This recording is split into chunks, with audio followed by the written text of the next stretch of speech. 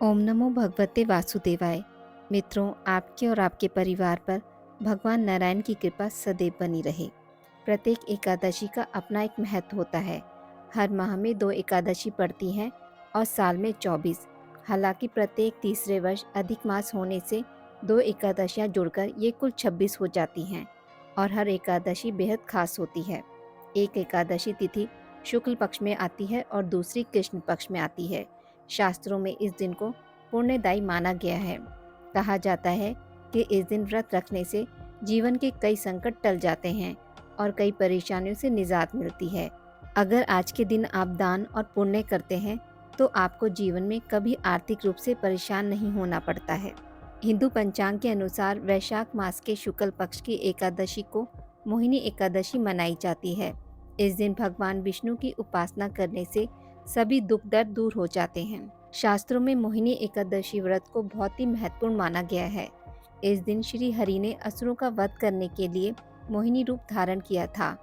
इसलिए एकादशी व्रत के दिन भगवान विष्णु की विधिवत पूजा करने से सभी पापों से मुक्ति मिल जाती है और शत्रु पक्ष पर विजय प्राप्त होती है।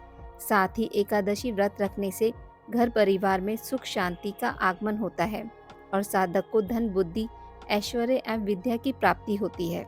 मोहिनी एकादशी के दिन सूर्योदय से पहले उठकर सभी कामों से निवृत्त होकर स्नान कर लें। इसके बाद भगवान विष्णु का ध्यान करते हुए व्रत का संकल्प लें। फिर एक तांबे के लोटे में जल लेकर भगवान सूर्य को अर्घ्य दें। इसके बाद भगवान विष्णु की पूजा आरंभ करें। इसके लिए एक लकड़ी की चौकी पर पीले रंग का कपड़ा बिछाकर भगवान विष्णु की मूर्ति स्थापित करें।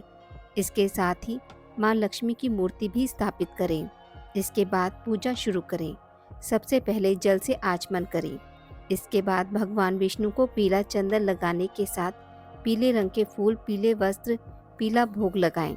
इसके साथ ही माँ लक्ष्मी को सिंदूर, फूल माला चढ़ाकर भोग लगाएं। इसके बाद घी का दीपक और धूप जला लें। इसके साथ ही भगवान विष्णु के मोहिनी अवतार की पूजा कर लें। अब एकादशी व्रत की कथा चालीसा मंत्र का जाप करने के बाद विधिवत आरती कर लें और अंत में भूल चूक के लिए माफ़ी मांग लें। दिन भर व्रत रखने के बाद द्वादशी तिथि को शुभ मुहूर्त में व्रत का पारण कर लें। इस दिन व्रत के नियम। शास्त्रों के अनुसार मोहिनी एकादशी व्रत के दिन गलती से भी पशु पक्षियों को नहीं भगाना चाहिए। इसकी बजाय उनके लिए खाना और पानी की व्यवस्था करनी चाहिए। इसके साथ ही एकादशी व्रत के दिन घर आए किसी ज़रूरतमंद को दान दक्षिणा देकर ही घर से विदा करना चाहिए। इस दिन पर व्रती अपने मन में क्रोध या नकारात्मक विचार ना लाए। साथ ही वे किसी से वाद विवाद ना करें और किसी की सेवा करें। ऐसा करने से भगवान विष्णु और माता लक्ष्मी प्रसन्न होते हैं।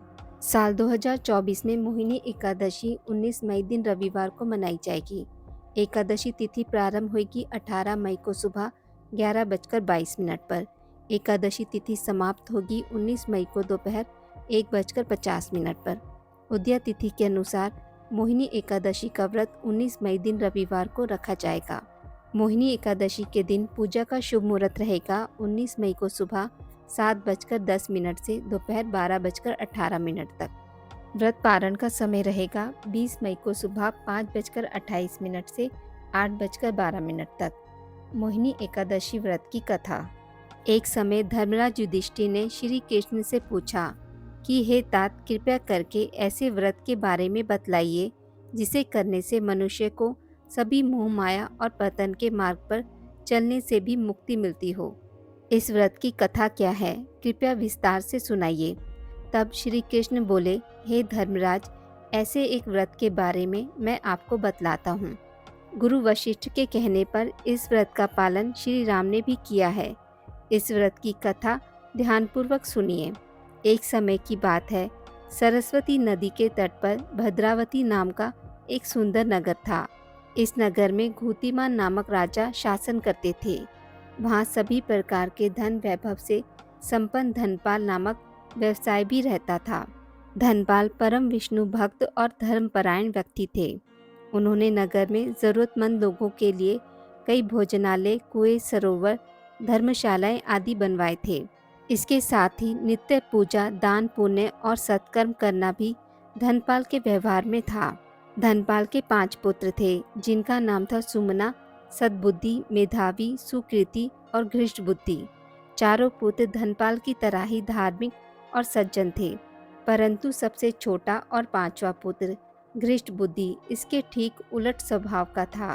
वह दुराचार करता था, मदिरा और कई प्रकार के व्यसन में लिप्त रहता था। धीरे धीरे समय बीता और धृष्टबुद्धि कुसंगति में रहकर जुआ भी खेलने लगा।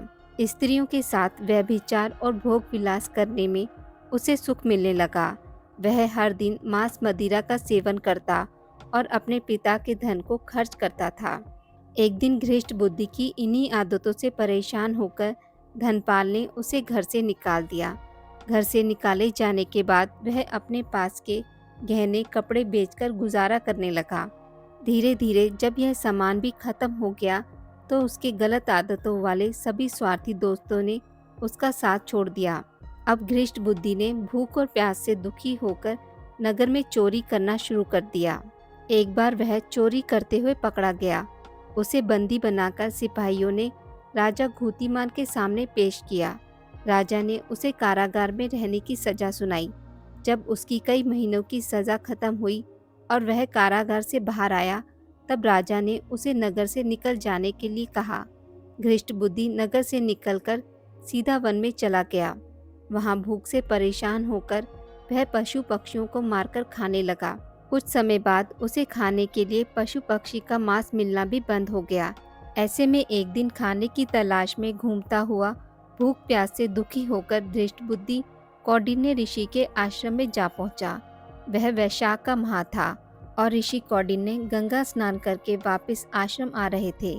उनके भीगे वस्त्रों के जल के कुछ छींटे आश्रम के पास खड़े धृष्टबुद्धि पर पड़े। पवित्र गंगा की कुछ बूंदें शरीर पर लगने से ही उसे थोड़ी सद्बुद्धि मिली और वह ऋषि के समीप पहुंच गया। ऋषि कौंडिन्य मुनि को प्रणाम करके उसने अपना परिचय दिया और उनसे हाथ जोड़कर विनती की कि हे ऋषि, मैंने जीवन भर बहुत पाप कर्म किए हैं। मुझे जो सजा मिली उससे भी मैं कुछ नहीं सीख पाया। अब मैं अपने पापों का प्रायश्चित करना चाहता हूँ। कृपया आप मुझे इन पाप कर्मों से छूटने का कोई उपाय बताइए। उसकी विनती सुनकर ऋषि कौंडिन्य ने कहा, हे बालक, तुम वैशाख मास के शुक्ल पक्ष की मोहिनी एकादशी का व्रत रखो। इससे तुम्हारे सभी पाप नष्ट होंगे और तुम्हें भगवान विष्णु की कृपा प्राप्त होगी। यह सुनकर घृष्टबुद्धि संतुष्ट हुआ और विधि विधान से मोहिनी एकादशी का व्रत किया। इस व्रत के प्रभाव से घृष्टबुद्धि के सभी पाप नष्ट हुए और अंत में मृत्यु के पश्चात वह गरुड़ पर विराजित होकर विष्णु लोक को प्राप्त हुआ। आज की इस वीडियो में बस इतना ही। मित्रों, अगर आपको मेरी वीडियोस पसंद आती हैं तो इसे लाइक और शेयर ज़रूर करें और पूजा पाठ से जुड़ी जानकारी के लिए मेरे चैनल को सब्सक्राइब करना ना भूलें। धन्यवाद।